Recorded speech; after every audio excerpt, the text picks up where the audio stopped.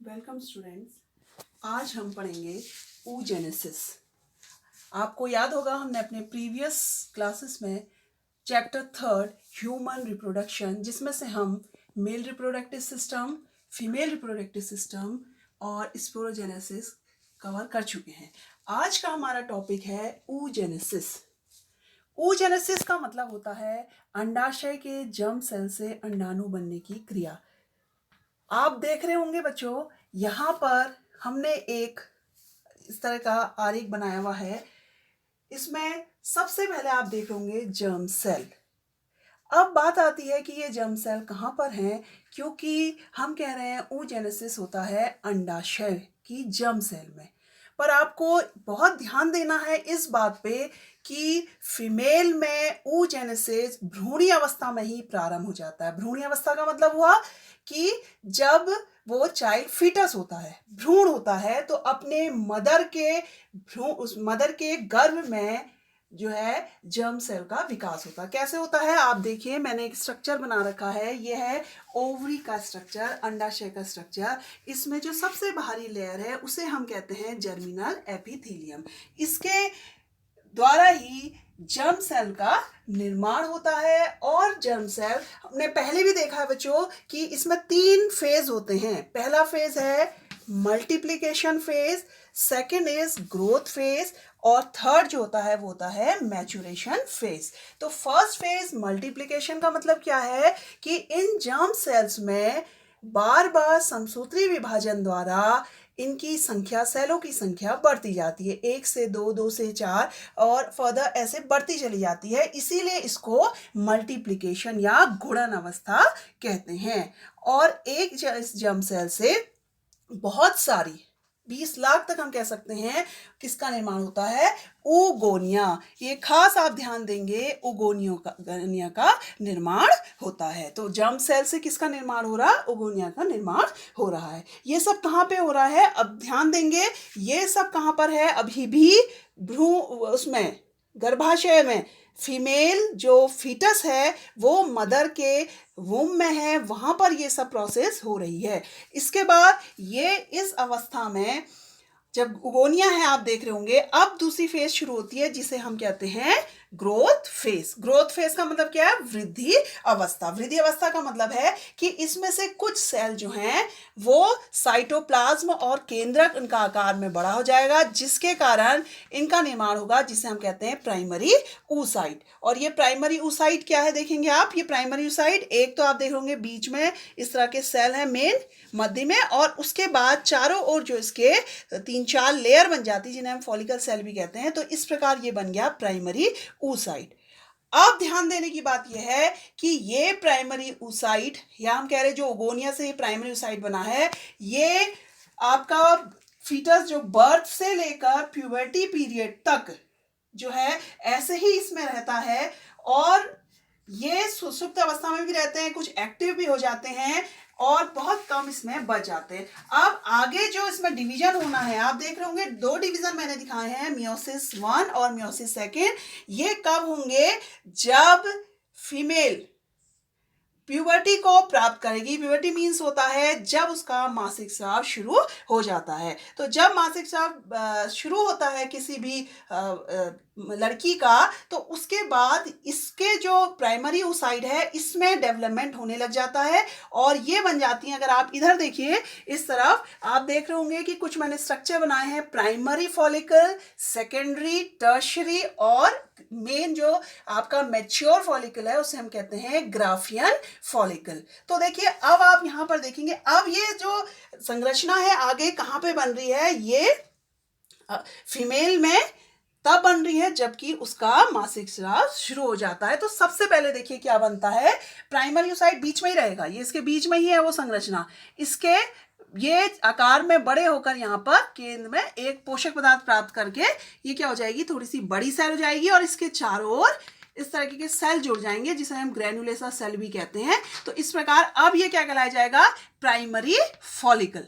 तो ध्यान देंगे, अभी तक की जो स्टेज थी, जो जर्म सेल से गोनिया और यहां तक आई थी, वो कहां पे थी, वो भ्रूण अवस्था में थे उसकी। लेकिन अब लड़की की कहाँ पे आ गई है, अब उसके जब प्यूबर्टी पीरियड उसका शुरू हो गया है 12 से 13 में, जब मासिक स्राव शुरू हो जाता है तब ये मैचुरेशन शुरू हो रहा है। तो अब हम देख रहे हैं यहाँ पे प्राइमरी फॉलिकल बने, सेकेंडरी फॉलिकल में क्या हो रहा है, यहाँ पर भी संरचना वही है, लेकिन क्या है यहाँ पर और लेयर बढ़ती चले जा रही हैं। अब इन लेयर को थीका, एक्सटर्ना और इंटरना भी कहते हैं। मैंने एक मैच्योर इसमें आपको दिखाया है, आप इसको अच्छी देख सकते हैं अच्छी से।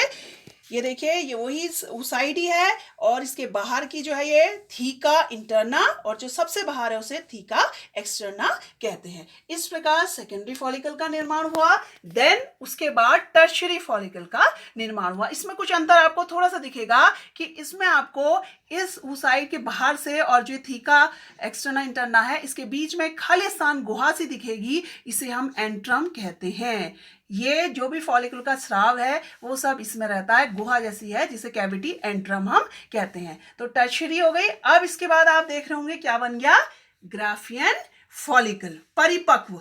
अब इस परिपक्व फॉलिकल में आप देख रहे होंगे इसका स्ट्रक्चर अगर आप अच्छे से यहां पर देखें तो इसमें और भी संरचनाएं बन गई हैं। पहला देखिए वही है इसकी सेकेंडरी वाली उसाइट जिसे है, इसमें बन गया है इसके बाहर से जोना पेलुसिडा लेयर, मतलब एक परत बन गई है। देन उसके बाद कोरोना रेडिएटा, और उसके बाद ये जो स्ट्रक्चर है इसका और जो थीका एक्सटर्ना और इंटरना का संबंध है उसको जोड़ने वाला एक और चीज है डिस्कस प्रोलीजेरियस, ये है, और साथ में एंट्रम है। अब हम वापस फिर यहाँ पे आ जाते हैं क्योंकि हमारी बात यहीं पे हो रही थी कि ये प्राइमरी ओसाइट, अब इसकी संरचना कैसी हो गई है। इसके बाहर से याद रखिए कि ये सब इस तरह की जो है प्राइमरी सेकेंडरी ये सब बनने के बाद अब इसमें देखेंगे आप क्या हो रहा है, मियोसिस 1। इसके बाद मियोसिस 1 जो आपका डिवीजन है उसके अनुसार उसमें क्या होगा, 2 डिवीजन हो रहे हैं, लेकिन आप देख रहे होंगे कि इसमें जो है अनइक्वल डिवीजन है। ध्यान दीजिए स्पोरोजेनेसिस जब आप पढ़ रहे थे शुक्राणु जनन में उसमें दोनों बराबर थे, लेकिन इसमें क्या है एक सेल आपको बड़ी दिख रही होगी जिसको हम सेकेंडरी ओसाइट कहते हैं। याद करिए सेकेंडरी ओसाइट यही वाली इस तरह की संरचना, ये जो इसके साथ आ गई है ये उसके अंदर का हिस्सा है, और ये क्या है फर्स्ट पोलर बॉडी। फिर उसके बाद देखिए फिर दूसरा जो डिवीजन हो रहा है वो सेकेंडरी ओसाइट से हो रहा है, एक ओटाइट सी संरचना बन रही है, और ये भी देखिए अनइक्वल है, इसी से आगे ओवम बनेगा, और ये देखिए ये सेकेंड पोलर बॉडी। बाद में ये पोलर बॉडीज ये भी डिवाइड हो रही है, ये निष्क्रिय हो जाता है, केवल यही रहता है। अब कुछ चीजें इसमें ध्यान देने वाली बातें हैं कि महीने में एक बार में ही जो सेकेंडरी फॉलिकल है उससे केवल एक ही अंडाणु का निर्माण होता है, जबकि आपने देखा था शुक्राणु में जर्म सेल, एक जर्म सेल से कितने बने थे, 4 का शुक्राणु का निर्माण हुआ था, लेकिन यहाँ पर जो है एक से एक का ही निर्माण होता है। और अब हम आगे इसकी संरचना को देखेंगे क्योंकि ये यहाँ से हमारी अधूरी हो गई। यहाँ पर आपने देखा कि जो सेकेंडरी ओसाइट है ये और ये सेकेंड पोलर बॉडी आप देख लोगे एक साथ हैं यहाँ पे चिपके हुए। ये देखिए ये मैंने एक ब्लू कलर से जो दिखाया है ये सेकेंड पोलर बॉडी है। अब क्या होता है, जैसे इसमें स्टूडेंट्स मैच्योरेशन होता है, जैसे ही परिपक्व होता है। अब कैसे परिपक्व होता है, मैंने आपको बताया कि जब आपका मासिक स्राव शुरू होता है तो उससे 5 से 90 दिन इसमें एक हार्मोन सीक्रेट होता है जिसे कहते हैं FSH। ये है फॉलिकल स्टिमुलेटिंग हार्मोन। इसके द्वारा किसका निर्माण हो रहा है, फॉलिकल्स का निर्माण हो रहा है और ये परिपक्व हो रही हैं। आफ्टर 14th जो डे आएगा आपका 14वें दिन, उस समय क्या होता है कि इसमें एक और हार्मोन सीक्रेट होता है LH, जिसे ल्यूटिनाइजिंग हार्मोन कहते हैं, जिसके कारण ये आपकी फट जाती है। यहाँ पे देखिए आप इस तरीके से, तो ये फॉलिकल कौन सी वाली, ग्राफियन फॉलिकल फट गई है और इससे जो सेकेंडरी ओसाइट है वो क्या हो रहा है, बाहर निकल रहे हैं या जो ओवम बनेंगे बाद में। तो इस प्रोसेस को हम कहते हैं ओव्यूलेशन या अंडोत्सर्ग। तो ये कौन सी प्रोसेस है, यहाँ पर से आप देखेंगे जो सेकेंडरी ओसाइट से ओवम बन रहा है ये वाली प्रोसेस। अब क्या है कि यहाँ पर देखिए बच्चों जो ये ओवम बना है, ये ओवम कहाँ चले जाएगा, ये चले जाएगा अंडवाहिनी में, जिसे हम फैलोपियन ट्यूब कहते हैं। यहाँ पर इसका क्या होता है, फर्टिलाइजेशन होता है किसके साथ, स्पर्म के साथ। तो आप देख रहे होंगे यहाँ पर अंडवाहिनी से। इन केस अब आप देखेंगे कि हम एक नॉर्मल महिला की बात कर रहे हैं, अगर फर्टिलाइजेशन नहीं होता है तो ये जो ओवम है, ये मासिक, जो ओवम हम देख रहे हैं, ये मासिक स्राव के साथ आपका, जो कि आपका निषेचित नहीं हुआ है, ये मासिक स्राव के साथ बाहर हो जाता है। तो इस प्रकार फिर यही प्रोसेस वैसे ही चलती है जैसे महीने में एक बार जो प्रोसेस आई है वही प्रोसेस इसमें रहती है। लेकिन अब आप थोड़ा सा यहाँ पे देखेंगे, मैं अब आ रही हूँ अंडाशय को भी, आपको ओवरी को भी पूरा समझा रही हूँ कि इसके बाद क्या हुआ है यहाँ पे प्रोसेस में। यदि ये ओवम, इसकी हम बात कर रहे हैं जो अंडाणु बना है, अगर ये निषेचित होता है तो फर्दर फिर ये अंडवाहिनी से कहाँ चले जाएगा, ये गर्भाशय में चल जाएगा और वहां इसका रोपण होता है। अब इसके साथ आप देख रहे होंगे जब ये ओवम बाहर हो गया तो जो इनके फॉलिकल सेल्स हैं, ये सेल आप देख रहे होंगे यहाँ पे, ये सेल्स और ब्लड क्लॉट, ये इसमें क्या हो जाता है, जब ये फटती है तो इसमें ब्लड भर जाता है, जिसके कारण यहाँ पे ब्लड आ गया। और कुछ सेल्स जिसे हम कहते हैं ल्यूटीन सेल, ये ल्यूटीन पीले रंग के कण है इसलिए इसका नाम ल्यूटीन रखा है। तो एक स्ट्रक्चर बन जाता है जिसे हम कहते हैं कॉर्पस ल्यूटियम। इसमें से एक हार्मोन सीक्रेट होता है जिसे प्रोजेस्टेरोन कहते हैं और ये निषेचन उसमें सहायक होता है। परंतु जब निषेचित नहीं हो रहा है, जनरली जो हम बात कर रहे हैं उसमें क्या है कि एक सेकेंडरी फॉलिकल से क्या बन रहा है, एक ही ओवम का निर्माण हो रहा है।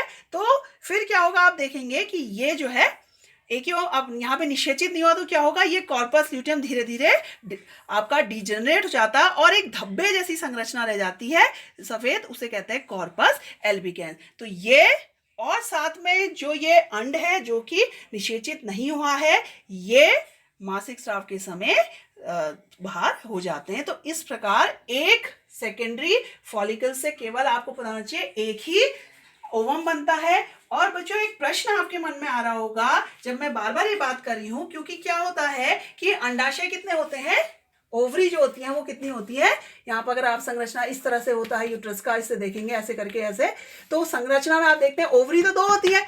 और मैं आपसे कह रही हूं कि एक महीने में केवल एक ही ओवम जो है वो बनता है। तो कारण क्या है कि ये एकांतर क्रम में इसका सीक्रेशन होता है। पहले हो सकता है ये वाली सीक्रेट का एक ओवम बने, नेक्स्ट में इससे बने। तो इस प्रकार केवल महीने में एक फॉलिकल से केवल एक ही ओवम का निर्माण होता है। तो इसको ये जो है आपकी बच्चों मैचुरेशन फेज है, लेकिन ये जो है यहाँ पर थोड़ी सी लंबी हो जाती है। वहां आप देखते हैं वहां स्पोरोजेनेसिस में लंबी नहीं है, लेकिन यहाँ पे क्यों लंबी है, क्योंकि यहाँ पे मियोसिस 1 एक बार हो रहा है तो अनइक्वल डिस्ट्रीब्यूशन हो रहा है जो सेकेंडरी साइड है। फिर ध्यान देंगे ये किसके अंदर है, ये ग्राफियन फॉलिकल के अंदर है और ये ओव्यूलेशन के द्वारा यहाँ पे इसका निर्माण हो रहा है, ओटाइड सी संरचना, और फिर ओवम का निर्माण हो रहा है। यही ओवम और स्पर्म आगे चलकर जाइगोट का निर्माण करते हैं। अगर निषेचन होता है, नहीं होता है तो फिर ये अनिषेचित अंड है ये मासिक स्राव के साथ शरीर से बाहर हो जाता है। तो ये फेज देखिए, पहली हो गई मल्टीप्लिकेशन फेज,